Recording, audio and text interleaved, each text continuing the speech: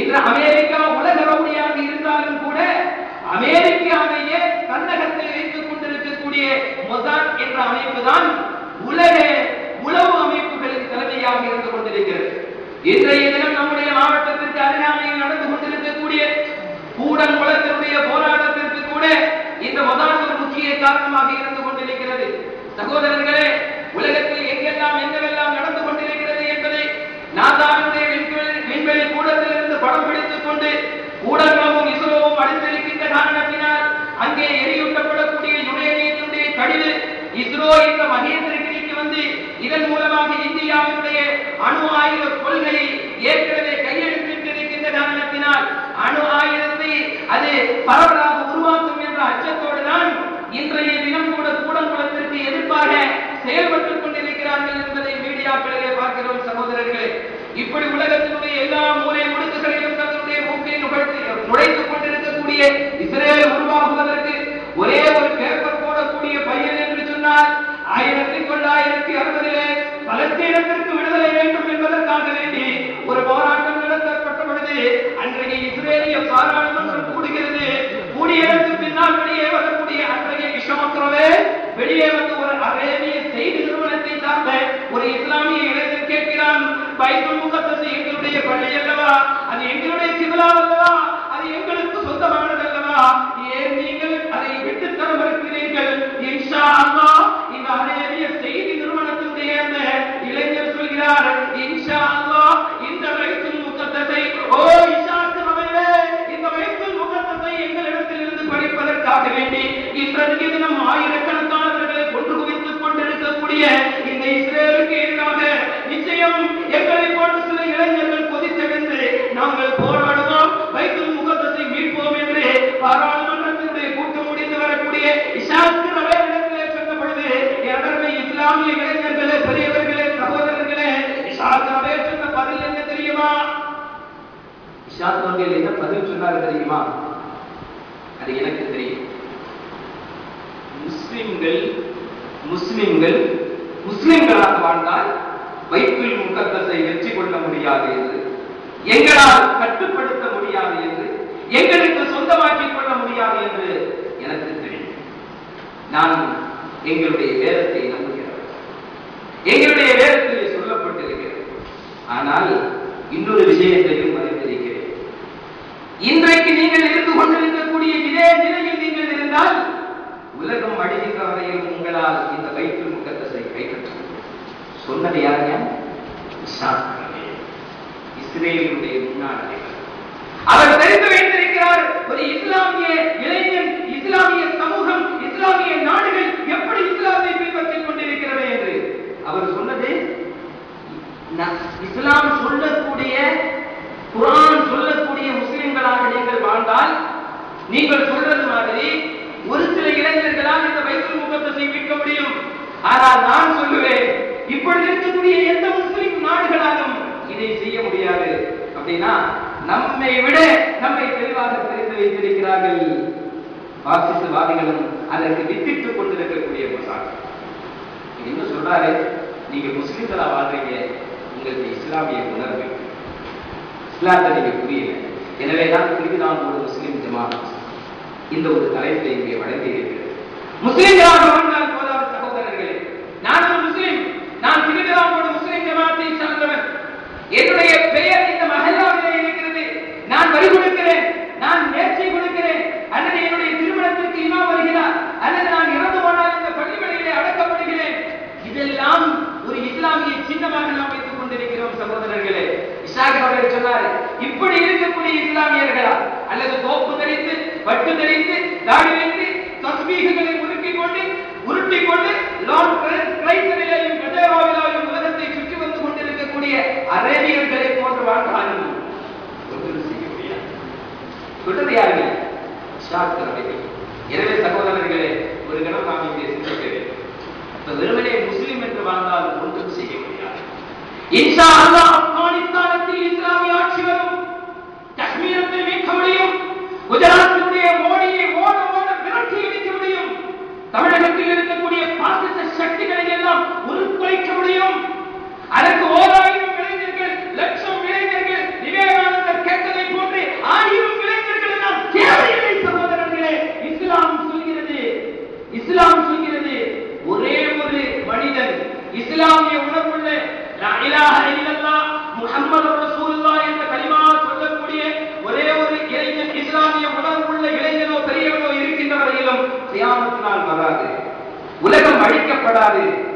இவற்றை எல்லாம் சாதிப்பதற்கு இஸ்லாமிய உணர்வுள்ள ஒருத்தர் போதும். நமக்கெல்லாம் தெரியும் இன்றைய பொருளாதார சூழல், பைனான்சியல் கிரைசிஸிலே அமெரிக்காவுடைய சிட்டி வேண்டு முதல் லண்டனுடைய எல்லா வேண்டுகளும், ஜெர்மனியும் பிரான்சும் கனடாவும் எல்லாம் தோற்று திவாலாகி போன பொழுது உலகத்திலேயே மிக ஏழை நாடாக இருந்து கொண்டிருக்கக்கூடிய ஏழை நாடுகளில் ஒன்றான பங்களாதேஷ் என்ற ஒரு ஏழை நாடு பணத்திற்காக வேண்டி ஒருவரை ஒருவர் சுட்டுக் கொள்வதை போன்று சோமாலியாவிலும் எத்தியோப்பியாவிலும் நடந்து கொண்டிருப்பதை போன்று பங்களாதேஷிலும் நடந்து கொண்டிருக்கக்கூடிய ஒரு காட்சியை ஒரு இஸ்லாமிய சகோதரன் பார்க்கிறார். நமக்கெல்லாம் மீடியாக்களிலே அறிமுகமான ஒரு சகோதரர், அதற்கு முன்னால் ஒரு கிராமத்திலே வாழ்ந்து கொண்டிருக்கக்கூடிய யூசுப் என்ற ஒரு சகோதரர் பார்க்கிறார். இஸ்லாமிய பொருளாதாரத்தை படிக்கிறார். இஸ்லாமிய பொருளாதாரம் என்ன சொல்கிறது? நபிகள் நாயகம் ஸல்லல்லாஹு அலைஹி வஸல்லம் அவர்கள் மக்காவிலிருந்து ஹிஜ்ரத் செய்து ஒன்றுமில்லாமல் வந்த முஹாஜிர்களை கேவலம் 20 வருஷம் கொண்டு உலகத்தினுடைய கோடீஸ்வரர்களாக மாற்றிய இஸ்லாமிய பொருளாதார திட்டத்தை பங்களாதேஷில் உள்ள கிராமத்தை சேர்ந்த யூசுப் என்பவர் படித்து ஒரு கிராமிய பேங்க் திட்டத்தை அவர் கொண்டு வந்து 4 ஆண்டுகளுக்கு முன்னால் உலகத்தினுடைய நோபல் பரிசை பெற்றவர் பங்களாதேஷினுடைய முகமது யூசுப் என்ற ஒரு இஸ்லாமிய சகோதரர். அமெரிக்காவுடைய பொருளாதார கொள்கை கீழ்மட்டத்தை நோக்கி செல்லுகின்ற பொழுது உலகத்தினுடைய நெட்டோ படைகளை கொண்டிருக்கக்கூடிய எல்லா வளர்ச்சி பெற்ற நாடுகளும், இந்தியா வளர்ந்து கொண்டிருக்கக்கூடிய நாடு, வளர்ச்சி பெற்ற நாடுகளும் எல்லா வேலைகளையும் திவாலாகி போனதற்கு பின்னால் அதே கட்டத்தில் தான் பங்களாதேஷினுடைய பொருளாதாரம் தலைநிறுத்து நிற்பதற்கு காரணம் சகோதரர்களே, மார்க்கத்தை படித்த, மார்க்க பொருளாதாரத்தை படித்த யூசுப் என்ற ஒரு வயசான சகோதரர், ரொம்ப அப்பாவே இருப்பார். பத்திரிகையில் நீங்க பார்த்துருக்கீங்க. இஸ்லாமிய உணர்வுள்ள ஒருவர் நினைத்தால் ஒரு நாட்டினுடைய பொருளாதார திட்டத்தையே மாற்றிவிட முடியும் என்பதற்கு நிதர்சனமாக நாம் இன்றைக்கு கண்டுகொண்டிருக்கிறோம் மீடியாக்கள். எனவேதான் இந்த எல்லா பிரச்சனைகளுக்கும் தீர்வு, இன்றைய சமூக அவலங்களுக்கு எல்லாம் தீர்வு இஸ்லாமிய உணர்வுள்ள பெரியவர்களை, இஸ்லாமிய உணர்வுள்ள இளைஞர்களை, இஸ்லாமிய உணர்வுள்ள பெண்களை உருவாக்குவது என்ற திட்டத்தில் தான், என்ற நோக்கத்தில் தான், என்ற சிந்தனையில் தான் இந்த தலைப்பு இங்கே வழங்கப்பட்டிருக்கிறது. அல்லாஹ் என்ன சொல்றான்? என்னுடைய கருத்தை நான் இங்கே சமர்ப்பிப்பதற்கு விரும்பவில்லை. அல்லாஹ் சொல்றான், குர்ஆனுடைய எல்லா அத்தாட்சிகளையும் சொல்லுகின்ற பொழுது அல்லது குர்ஆனுடைய சட்ட திட்டங்களை சொல்லுகின்ற பொழுது அதை சொல்லி முடிச்சிட்டு அல்லாஹ் இதெல்லாம் சொல்றான். இன்றைக்கு இருக்கக்கூடிய இந்த பிரச்சனைகளுக்கு இன்றைக்கு தமிழகமே, தமிழகத்தினுடைய ஜமாஅத்துல் உலமாவே, தமிழகத்தினுடைய ஜமாஅத்துகளின் கூட்டமைப்பே கண்ணு பிரித்துக் கொண்டு, பெற்றவர்கள் கதறி கொடுத்துக் கொண்டு, தமிழகத்தினுடைய எல்லா போலீஸ் ஸ்டேஷன்களிலும் போகின்ற பெற்ற பிள்ளைகளுக்காக வேண்டி, மகளே வந்துவிடு மகளே, மகளே வந்துவிடு மகளே, நீ யாரோடு போனாலும் பரவாயில்லை, உன்னை பெற்றெடுத்த வாப்பா, உன்னை பெற்றெடுத்த உம்மா, உனக்காக வேண்டி எல்லாவற்றையும் விட்டுக் கொடுத்த உம்மா, உனக்காக வேண்டி காலாகாலங்கள் அறவையாக கொடுத்த வாப்பா, இவர்களை எல்லாம் நீ ஒன்று நினைத்து பார்த்துவிட்டு வந்துவிடு மகளே என்று 18 வயது வரை 20 வயது வரை அவர்களை போற்றி வளர்த்த பெற்றவர்கள் போலீஸ் ஸ்டேஷனிலே எஸ்ஐகள் ஏற்றுகள் அவர்களுக்கு முன்னால் அல்லது கோர்ட் வளாகத்திலே நின்று கொண்டு யாரெல்லாமோ வேடிக்கை பார்த்துக் கொண்டிருப்பதை கூட கவனத்தில் கொள்ளாமல் மிகப்பெரிய கோடீஸ்வர பெற்றவர்கள் இன்றைய தினம் கூட ஒவ்வொரு கோர்ட் வளாகத்திலும் போலீஸ் ஸ்டேஷனிலும் போய் நின்று கொண்டு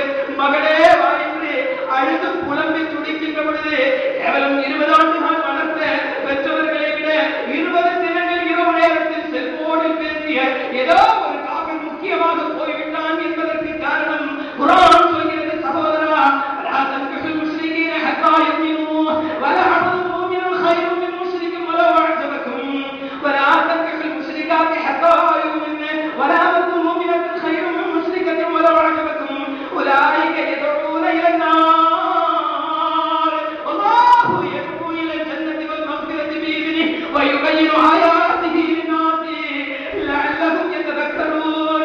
கோர்ட் படிகளிலும் போலீஸ் ஸ்டேஷனிலும் அழைத்து தெரிந்து கொண்டிருக்கக்கூடிய பெற்றவர்களே, நாம் ஒன்று சிந்திக்க வேண்டும். செல்போன் கொடுப்பதற்கு முன்னால், கல்லூரியிலே கண்ட கண்ட ஆட்டோக்களில் அனுப்புவதற்கு முன்னால், கேவலம் முஸ்லிம் பகுதிகளிலே பாதுகாப்பாக சென்று அதற்கு பின்னால் எப்படி செல்கிறார் என்பதை பற்றி கவனிப்பதற்கு முன்னால், எல்லாவற்றிற்கும் முன்னால் பிள்ளைகளை படிக்க வைக்கிறோமா, 10th முடித்ததற்கு பின்னால் மேத்ஸோ சயின்ஸோ அக்கவுண்டன்சியோ என்ன எடுக்க வேண்டும் என்பதை பற்றி எல்லாம் யோசிப்பதற்கு முன்னால் எல்கேஜி செல்லுகின்ற பொழுது என்னுடைய மகள் குர்ஆனில் சொல்வதை போன்று ரப்பனா ஹப் லனா மின் அஸ்வாஜினா வ ذُرِّيَّاتِنَا قُرَّةَ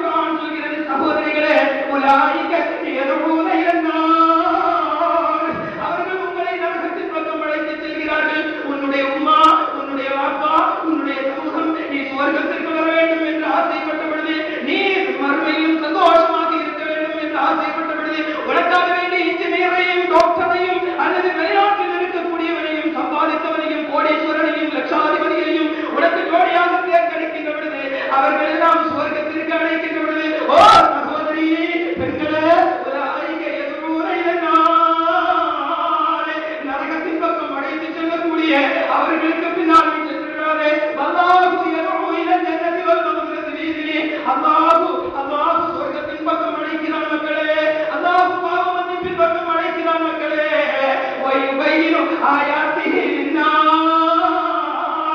அடுத்து சொல்லக்கூடிய செய்தியை நாம் புரிந்து கொள்ள வேண்டும் சகோதரர்களே. அல்லாஹு தன்னுடைய வசனங்களை இப்படித்தான் தெளிவுபடுத்துகிறார் மக்களுக்கு இப்படித்தான் தெளிவுபடுத்துகிறார் என்று குர்ஆன் சொல்கிறது. லஅல்லஹும் யததக்கரூன்.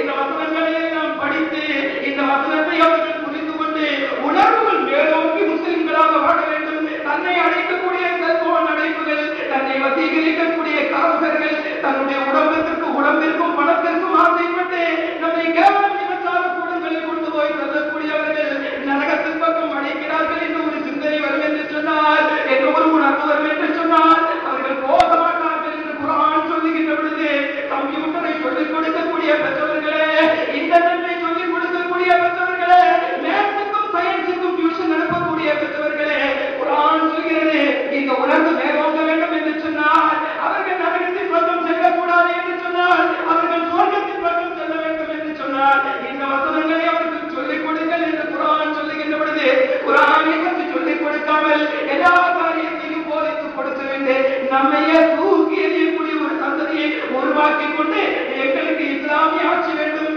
எங்களுக்கு 7% வேண்டும், எங்களுக்கு அரசியலில் பங்களிப்பு வேண்டும், எங்களுக்கு வேலை வாய்ப்பு வேண்டும் என்று சொன்னால், சகோதரர்களே, ஒருபோதும் முடியாத சகோதரர்களே. ஏனென்றால் மார்க்சிச சக்திகளுடைய திட்டம் என்ன தெரியுமா? என்ன திட்டம் தெரியுமா சகோதரர்களே? ஒரு காலத்தில் அடிச்சான், பிடிச்சான், வெட்டுனான், கொத்துனான், பயப்படுத்தினான்.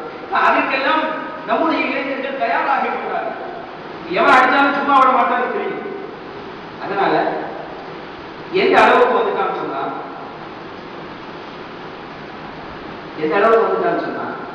இஸ்லாமியர்களை சீர்குலைக்கிறதுக்கு என்ன செய்யணும்னு சொன்னா, பொருளாதார ரீதியாக வளரவிடக்கூடாது. அதுக்கு என்ன செய்யணும்? இஸ்லாமிய பெண்களை இலக்காக்க வேண்டும். இஸ்லாமிய பெண்களை கவர்ந்து இருக்கக்கூடிய எல்லா பொருளாதாரத்தையும் அனுபவிச்சுட்டு தெருவுக்கு கொண்டு வேண்டும்.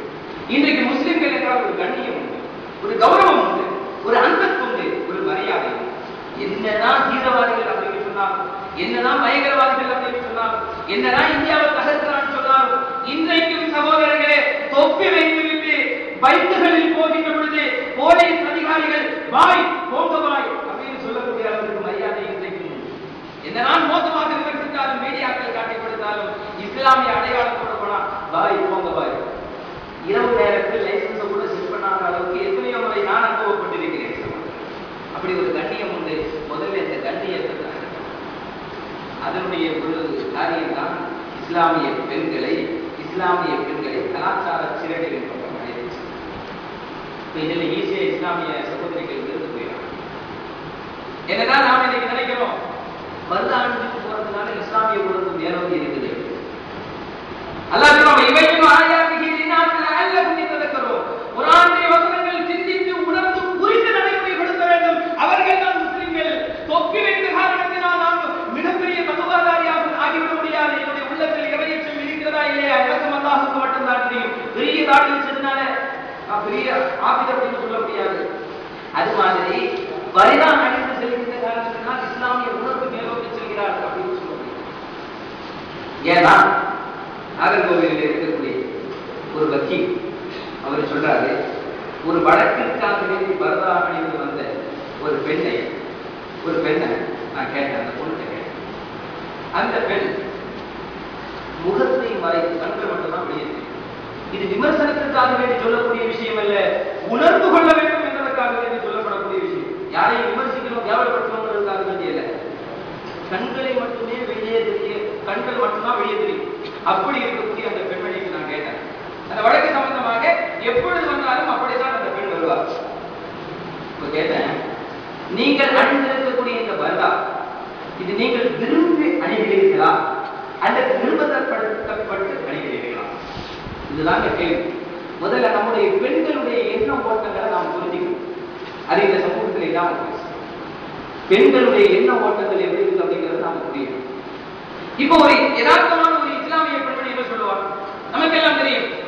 லண்டன் மாநகரத்திலே கல்லூரியிலே பர்தா அணிந்திருக்கக்கூடிய பெண்களை பார்த்து நேற்றைய தினம் வரையிலும் அரைமுறை ஆடைகளோடு கல்லூரிகளுக்கு வந்து கொண்டிருந்த பெண்கள் இஸ்லாத்தை ஏற்றதற்கு பின்னால் பர்தா அணிந்து கொண்டு லண்டனுடைய கல்லூரியினுடைய கிளாஸ் ரூமில் இருந்து கொண்டிருந்தவர்களை பார்த்து இஸ்ரேலிலிருந்து இது சம்பந்தமாக ஆராய்ச்சி செய்யக்கூடிய ஒரு குழு வந்து அந்த லண்டனிலே இருக்கக்கூடிய பெண்களிடத்திலே நேற்றைய தினம் இஸ்லாத்திற்கு வந்த பெண்களிடத்திலே கேட்டார்கள், இது சம்மர் டைம் ஆயிடுச்சு, இது சம்மர் டைம், பயங்கர சூடாக இருக்கிறது, நீங்கள் அணியக்கூடிய இந்த கருப்பு அங்கி, இந்த கருப்பு பர்தா உங்களுக்கு மேலும் உஷ்ணத்தை தரவில்லையா அப்படின்னு கேட்ட உடனே உடனடியாக பதில் வந்தது, சகோதரர்களே, நரகத்தினுடைய சூட்டை விட உலகத்தினுடைய சூட்டை எங்களுக்கு பெரிய பத்திரிகையில் தான். இது யார் சொன்னது? கடந்த மாதம் அல்லது கடந்த ஆண்டு, கடந்த வாரம், கடந்த தினம் இஸ்லாத்திற்கு வந்த பெண்மணி உடனே சொல்றாங்க.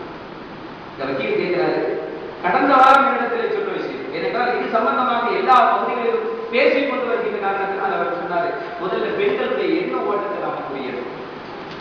கேட்கிறாரு, நீங்களா விரும்பி போடுறீங்களா இந்த வரலாற இல்ல நிர்பந்தமா போட வைக்கிறாங்களா? இந்த பெண்மணி ஒண்ணுமே சொல்ல. அதே நேரத்தில் பிரான்சில் உள்ள பெண்களை பார்க்கிறோம், ஜெர்மனியில் உள்ள பெண்களை பார்க்கிறோம்.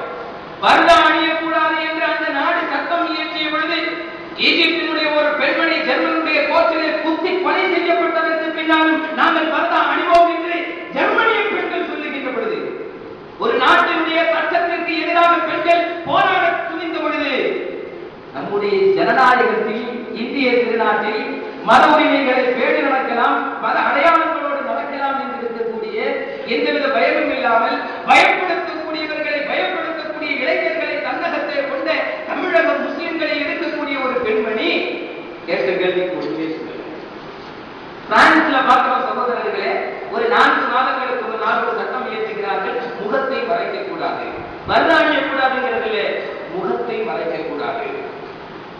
இதையும் மீறி பிரான்சில் உள்ள முஸ்லிம்கள், அவர்களும் பரம்பரையாக முஸ்லிம்கள் அல்ல, நம்ம எல்லாம் 2 பரம்பரை 3 பரம்பரையா இஸ்லாத்துக்கு வந்திருக்கிறோம். ஆனால் அவர்கள் கடந்த வாரமோ கடந்த ஆண்டோ கடந்த வாரமோ அல்லது கடந்த தினமோ இஸ்லாத்திற்கு வந்த பெண்மணிகள். இந்த பெண்மணிகள் இல்லை இல்லை நாங்கள் முகத்தை மறைக்கத்தான் செய்வோம் என்று அடம் பிடிக்கிறார்கள். அந்த நாடு பாராளுமன்றத்தை கூட்டி ஒரு சட்டம் இயற்றுகிறது. இதை மீறி யாராவது முகம் மறைத்தால் அவர்களை உள்ள கல்வி. இதையும் மீறி அந்த பெண்கள் வருகிறார்கள், முகத்தை மறைத்து வருகிறார்கள். இப்படி வரக்கூடிய பெண்களை பிடித்து கோர்ட்டுக்கு கொண்டு வந்து தண்டனை வழங்குவதற்காக வேண்டி நிறுவப்பட்ட பிரான்சினுடைய பெண் போலீஸ்களில் 115 பேர் ஒரே மாதத்தில் இஸ்லாத்திற்கு வந்தார்கள். நிதர்சனமாக மாஷா அல்லாஹ். ஏன் தெரியுமா? அந்த பெண்கிட்ட போய் விசாரிக்கிறாங்க, ஏமா நாடு சட்டம் போட்டிருக்குது, தண்டனை கொடுப்போம்னு சொல்லி இருக்குது, உள்ள தள்ளிடுவோம் பயன் போடுவோம்னு சொல்லி இருக்குது, இதையும் மீறி நீங்கள் ஏன் முகத்தை மறைக்கிறீர்கள்? இது எங்களுடைய அங்கம், எங்களுடைய அழகு, எங்களுடைய இஸ்லாம் சொல்கிறது, எங்களுடைய அழகு யாருங்களை திருமணம் செய்கிறார்களோ அவர்களுக்கு மட்டும்தான் சொந்தம். இன்றைய மேற்கத்திய உலகங்கள் எல்லாம் அதிர்ந்து போய் இருக்கிறது. நம்முடைய கலாச்சாரங்கள் எல்லாம் சின்னாபின்னமாக சிதறடிக்கப்பட்டு இஸ்லாமிய கலாச்சாரம் புகுத்தப்பட்டுக் கொண்டிருக்கிறது என்பதை தடுக்க முடியாமல் ஒரு காலத்தில் இஸ்லாத்தை பற்றி விமர்சித்துக் கொண்டிருந்த ஒபாமா கூட வாய்மூடி இருக்கிறார்.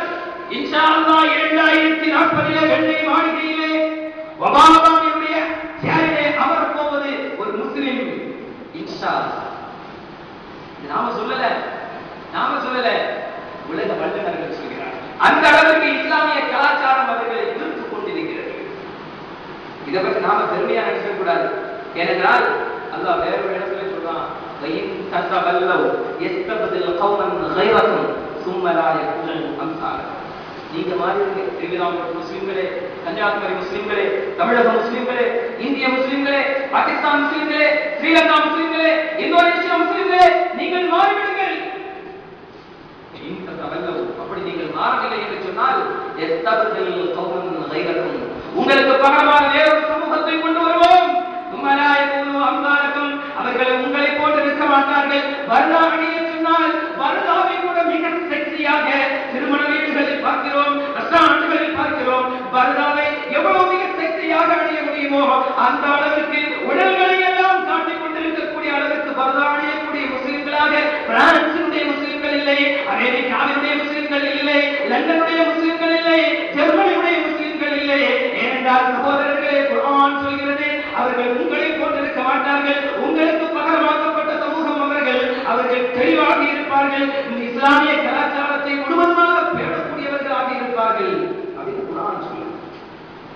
அதனால அந்த பெண்கள் சொன்னாங்க, இது எங்களுடைய உரிமை, எங்களுக்கு இதில் பெருமை இருக்கிறது, நாங்கள் வளைக்கப்படுகிறோம், எங்களுடைய உடைகளில் எங்களுக்கு சுதந்திரம் இருக்கிறது, அதை நாங்கள் உணர்கிறோம் அப்படின்னு சொன்னதுனால வடக்கு தொடுப்பதற்காக வேண்டி நிறுவப்பட்ட பிரான்சினுடைய காவல்துறையை சார்ந்த 115 பெண்கள் ஒரே மாதத்தில் இஸ்லாத்தின் பக்கம் வந்து கொண்டிருக்கிறார்கள், வந்து விட்டார்கள். அதனால பிரான்ஸ் இதையும் கைவிட்டாச்சு. எதை கைவிட்டாச்சு? இனிமே நீங்க யாரையும் போய் விசாரிக்க வேண்டாம், போலீஸே இஸ்லாத்துக்கு போயிட்டு பிரான்ஸ் என்ன செய்யும். ரஷ்யாவுடைய ராணுவம் இன்ஷா அல்லாஹ் 2035 முழுவதுமாக இஸ்லாத்தை தழுவும் உலக வல்லரசு என்று சொல்கிறார்கள். ஒரு காலத்தில் 800 ஆண்டுகள் இஸ்லாமிய ஆட்சி நடந்த ஸ்பெயின் இன்றைக்கு அங்கே 60 லட்சத்திற்கும் மேற்பட்ட முஸ்லிம்கள் சர்ச்சுகளை எல்லாம் பள்ளிவாசல்களாக மாற்றிக் கொண்டிருக்கிறார்கள். இதெல்லாம் என்னது? இஸ்லாமிய உணர்வுள்ள ஒரு சகோதரன் இருந்தால் போதும் ஒரு சமூக மாற்றம் ஏற்படும் என்பதற்கு நான் நிகழ்ச்சி காட்டுகிற செய்தி. அப்ப அந்த பெண்மணிகளை விசாரித்த போலீஸ் அதிகாரிகள் கூட இஸ்லாத்திற்கு வந்து விட்டார்கள். அவர்கள் அளித்த பதில். ஆனால் நாகர்கோவிலே கேட்கப்பட்ட அந்த பெண்மணி எந்த பதிலும் முதல் நாளைக்கு சொல்லல, இரண்டாவது நாள் இரண்டாவது தலைமையும் கேட்கிறார், அடுத்த தடவை வடக்கு வரும்போது கேட்கிறார், அப்பவும் சொல்லல, மூன்றாவது முறை வடக்கு வரும்போதும் கேட்கிறார். ஏனென்றால் இவருக்கு இது தெரிய வேண்டும், இஸ்லாமிய பெண்களுடைய எண்ண ஓட்டங்கள் எப்படி இருக்கிறது அப்படிங்கிறத தெரியணுங்கிறதுக்காக அவர் அதில் இன்ட்ரெஸ்ட் ஆயிட்டார். மூன்றாவது முறை கேட்கிறார், ஏமா நான் யாருக்கும் போய் சொல்ல மாட்டேன், எந்த ஆயுஷாட்டையும் எந்த ஜமாத்திலையும் போய் சொல்ல மாட்டேன், நீங்க யாருங்கிறது எனக்கு தெரியவும் வேண்டாம், ஆனா இதுக்கு பதில மட்டும் சொல்லுங்க, சும்மா ஃப்ரீயா சொல்லுங்க, ஒண்ணு தப்பா நினைக்காதீங்க, நான் இதை என்னோட வச்சுக்குவேன் இப்படின்னு சொன்னதுக்கு பின்னாலையும் அந்த பெண்ணு சொல்லிச்சுதான், இல்ல என்னால இதை வெளிப்படையாக சொல்ல முடியாது, இதை வெளிப்படையாக சொல்ல முடியாது என்றால் பிரான்சில் உள்ள இஸ்லாமிய பெண்மணிகள், கல்லூரிக்கு செல்லக்கூடிய பெண்மணிகள், ஜெர்மனியுடைய கோர்ட்படி ஏறி பர்தாவிற்காக வேண்டி போராடக்கூடிய முஸ்லிம் பெண்மணிகள், லண்டனுடைய கல்லூரியில் படித்துக் கொண்டிருக்கக்கூடிய பெண்மணிகள், அவர்கள் எல்லாம் பர்தா வேண்டும் பர்தா வேண்டும் என்று வழக்கு தொடுத்ததற்கு பின்னாலும் கூட பர்தாவுடைய முக்கியத்துவத்தை பற்றி சொல்லுகின்றவர்கள், ஓ முஸ்லிம் சகோதரா, முகத்தை முழுவதுமாக மறைத்து வைத்துக் கொண்டிருக்கக்கூடிய நம்முடைய இஸ்லாமிய பெண்களுடைய உணர்வு அது நிர்பந்தப்படுத்தப்பட்டு போட வைக்கப்பட்டிருக்கிறார்கள் அப்படிங்கிறதான் வெளிப்படையாக சொல்ல முடியாம அந்த பெண்ணு தவிக்கிறார். குர்ஆன் சொல்லுது, வயுபையினு ஆயாத்திஹி லின்னாஸி லஅல்லஹும் யததக்கரூன். இது என்ன செய்யணுங்க? அல்லாஹ்வுடைய வசனங்களை, அவன் தெளிவுபடுத்துகின்ற வசனங்களை, அவன் தெளிவுபடுத்தக்கூடிய காரியங்களை இவர்கள் உணர்ந்து அந்த உணர்வை வெளிப்பாடாக கொண்டு வந்தால்தான் இந்த விஷயம் எல்லாம் நடக்கும். அப்ப இஸ்லாமிய உணர்வு மேலோங்குவதற்கு இனிய வழிகளில் 2 வழிகளை குர்ஆன் சொல்கிறது. அதுல ஒண்ணு, குர்ஆன புரிஞ்சு குர்ஆன விளங்கி இஸ்லாத்துக்கு. நான் அடிக்கடி சொல்றது, இஸ்லாத்துக்கு வந்துட்டு அல்லாஹ் நம்ப வேண்டாம், நீ முஸ்லிமாக அப்புறமா நீ விளங்கிக்குவ அப்படிங்கிறது மாதிரி இல்லை. இஸ்லாம் சொல்கிறது, பழம் அன்னஹு லா இலாஹ இல்லல்லாஹ், அல்லாஹ் ஒருவன் தான் என்பதை நீ கற்று தெரிந்ததற்கு பின்னால் முஸ்லிமானா போதும். இன்னைக்கு நாம என்ன பண்ணியிருக்கிறோம் சொன்னா, முஸ்லிமா இருக்குது, பாப்பா முஸ்லிம், உம்மா முஸ்லிம், முஸ்லிம் ஜமாஅத்து, முஸ்லிம் ஊரு, அதனால முஸ்லிம். குர்ஆனை படிக்கிறதுக்கு நிறைய பேருக்கு தெரியாது, குர்ஆனை ஓத தெரியாது, ஓதுனா அர்த்தம் தெரியாது, குர்ஆனை எப்படி நாம சிந்தித்து புரிந்து கொள்வது? அப்ப இஸ்லாமிய உணர்வு மேலோங்க வேண்டும் என்று சொன்னால் குர்ஆனை படிக்க வேண்டும், குர்ஆனை அர்த்தம் தெரிந்து படிக்க வேண்டும், குர்ஆனை சிந்திக்க வேண்டும் என்று சொன்னால் குர்ஆன் அதைத்தான் சொல்கிறது. சனுரீஹிம் ஆயாத்தினா ஃபில் ஆஃபாகி வ ஃபீ அன்ஃபுஸிஹிம் ஹத்தா யதபய்யன லஹும் அன்னஹு அல்-ஹக் அலம் யக்ஃபி ரப்பிக அன்னஹு அலா குல்லி ஷைஇன் ஷஹீத். ஓ நபியே, சனுரீஹிம் ஆயாத்தினா, நம்முடைய அத்தாட்சிகளை காட்டிக் கொண்டே இருப்போம், கியாமத் நாள் வரையிலும் காட்டிக் கொண்டே இருப்போம், ஃபில் ஆஃபாகி, இந்த பிரபஞ்சத்திலே காட்டிக் கொண்டே இருப்போம், ஃபீ அன்ஃபுஸிஹிம், அவர்களிடத்திலேயும் காட்டிக் கொண்டே இருப்போம், ஹத்தா யதபய்யன லஹும், நிச்சயமாக இந்த குர்ஆன் அன்னஹு அல்-ஹக், அது நிச்சயமாக இறைவனிடத்திலே இருந்து வந்ததுதான் என்று அவர்கள் உணர்ந்து கொள்ளுகின்ற வரையிலும், அவர்களிடத்திலேயும் அவர்கள் சார்ந்திருக்கின்ற பூமியிலேயும், பூமியை சார்ந்திருக்கின்ற அண்ட சராசரங்களிலேயும் பிரபஞ்சத்திலேயும் நம்முடைய அத்தாட்சிகளை காட்டிக் கொண்டிருப்போம் என்று குர்ஆன் சொல்கிறது. சகோதரா, எந்த ஒரு முஸ்லிமும் 1800க்கு பின்னால், 1800க்கு பின்னால் ஸ்பெயினுடைய கார்டோவா யூனிவர்சிட்டி வீழ்த்தப்பட்டதற்கு பின்னால் எந்த ஒரு முஸ்லிமும் குர்ஆன் சொல்லக்கூடிய எந்த அத்தாட்சியையும் உலகத்திற்கு எடுத்துச் சொன்னதாக இல்லை. ஆனால் இஸ்ரேல் சொல்கிறது, அமெரிக்கா சொல்கிறது, லண்டன் சொல்கிறது, சைனா சொல்கிறது சகோதரர்களே. ஆனால் குர்ஆனை பின்பற்றக்கூடிய, குர்ஆனை ஓதக்கூடிய, குர்ஆனை விளக்கிச் சொல்லக்கூடிய யாரும் இதுவரையிலும் குர்ஆன் காட்டக்கூடிய அத்தாட்சிகளை யாரும் சொன்னது கிடையாது சகோதரா. அதுதான் நமக்கு ஏற்பட்ட மிகப்பெரிய பின்னடை, அதுதான் இந்த கலாச்சார சீரழிவு. அதனாலதான் அரசியல் அமைப்புகளில் நாம் ஒதுக்கப்பட்டிருக்கிறோம், அதனாலதான் வேலை வாய்ப்பு நமக்கு இல்லை, அதனாலதான் கல்வி இல்லாமல் தவிக்கிறோம், அதனாலதான் அந்நிய தேசங்களுக்கு அடிமைகளாக செல்கிறோம். இதன் காரணமாகத்தான் நம்முடைய பெண்கள் இங்கே கல்விப்படுத்தப்படுகிறார்கள். நம்முடைய பெண்களுக்கு குர்ஆனிய அறிவு இல்லை, நம்முடைய பெண்களுக்கு சமுதாய உணர்வு மேலோக்கி நிற்கவில்லை. அதனால் அவர்கள் இந்த மார்க்கத்தை மதமாக கருதி கொண்டிருக்கிறார்கள். இன்றைக்கு நாமெல்லாம் செய்து கொண்டிருக்கக்கூடிய சடங்குகளும் சம்பிரதாயங்களும் நமக்கு தெரியும். அது குர்ஆனில் உள்ளதல்ல, அது ஹதீஸில் உள்ளதல்ல, அது சஹாபிகள் காட்டித் தந்ததல்ல, அது தாபியீன்கள் செய்ததுமல்ல. எல்லா பிதஅத்துகளும் இன்றைக்கு பெண்களிலிருந்து தான் வந்து கொண்டிருக்கிறது. அந்த பிதஅத்துகளை மனமாற நாம் ஏற்றுக்கொள்வதற்கு காரணம் சகோதரர்களே அந்த பெண்கள் தான். அந்த பெண்கள் குர்ஆனை, ஹதீஸை தெளிவாக உணர்ந்து யதார்த்தமான முஸ்லிம்களாக வாழ்ந்தால்தான் இந்த சமூகம் மாறும். இது குர்ஆன் நமக்கு சொல்லித் தருகிறது. ஆனா அல்லாஹ் சொன்னான், உலகத்துல பல அத்தாட்சிகளை நாம காட்டிக்கிட்டே இருப்போம்.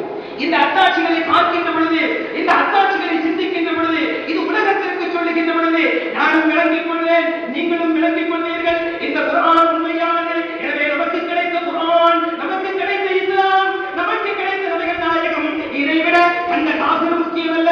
அவர் எவ்வளவு அழகானவராக இருந்தாலும் சரி, எவ்வளவு பணக்காரனாக இருந்தாலும் சரி, எவ்வளவு பெரிய வசீகரிக்கக்கூடிய பேச்சுக்களை பேசக்கூடியவராக இருந்தாலும் சரி, நான் ஒரு முஸ்லிம், எனக்கு கிடைத்திருக்கின்ற குர்ஆன் அவனுக்கு கிடையாது, நான் பின்பற்றக்கூடிய ஷரியத் அவனுக்கு கிடையாது, நான் ஒரு நேர்மையான இஸ்லாமிய குடும்பத்தை சார்ந்தவன் என்ற உணர்வு நம்மிடத்திலே இல்லாத காரணத்தினால் இன்றைக்கு சமூகம் சீரழிந்து கொண்டிருக்கிறது. அல்லாஹ் சொன்னான், பிரபஞ்சத்திலே நிறைய அத்தாட்சிகளை வைத்திருக்கிறோம்.